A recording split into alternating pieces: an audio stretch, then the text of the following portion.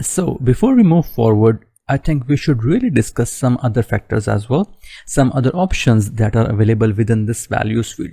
So if you click on this arrow button here, the downward arrow button here on the values, you will see that we have multiple options here. While others like this move to report and move to row labels and move to columns is just a transfer between these boxes here, a function that is very useful for us is this value field settings. So if I click on this one, you will see that we have quite a lot that we can do in our analysis. Now first option is sum. You can sum based on the criteria. So you can sum the sales revenue based on these criterias. You can count the transactions that took place. You can take the average of them. You can take maximum, minimum, product count number, standard deviation. So quite a few very good options are available.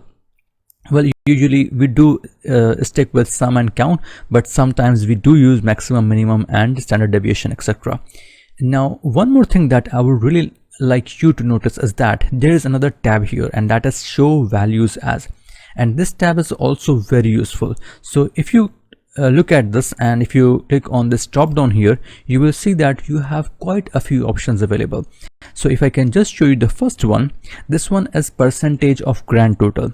So if I just apply it for now, you know what will happen. It will basically show me the percentage of the grand total. So the grand total for the second column is 88,000, and there is only one transaction. There is only one balance here in the USA. But if you look at 2009, the grand total is 181,714, and there are 3 balances. So if I just apply the percentage of grand total and click OK, you will see that Excel has now basically done is that Excel has given percentages to all of these different data that was available. So you can see that out of the 100% of the total, 66 was in 2019 and 33 was in 2018.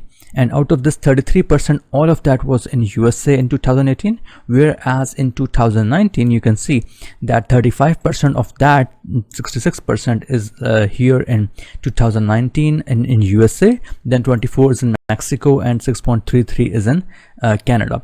Now if I go back to the value field settings and click here, you will see that there are some other options as well. So percentage of the column total. So if you did not wanted the percentage of this all the way total for the both of the years, you want the percentage from the each year, for example 2018 and 19, you can do that.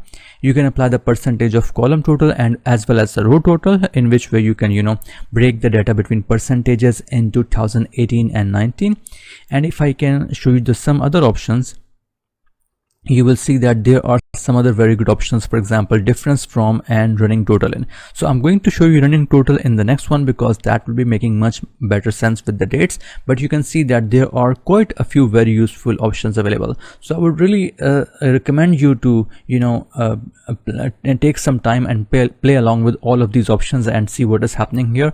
But these options will be very useful for you in data analysis, and being aware that these options are available in these tools here, you will be able to save a lot of time which will otherwise be spent working things out manually.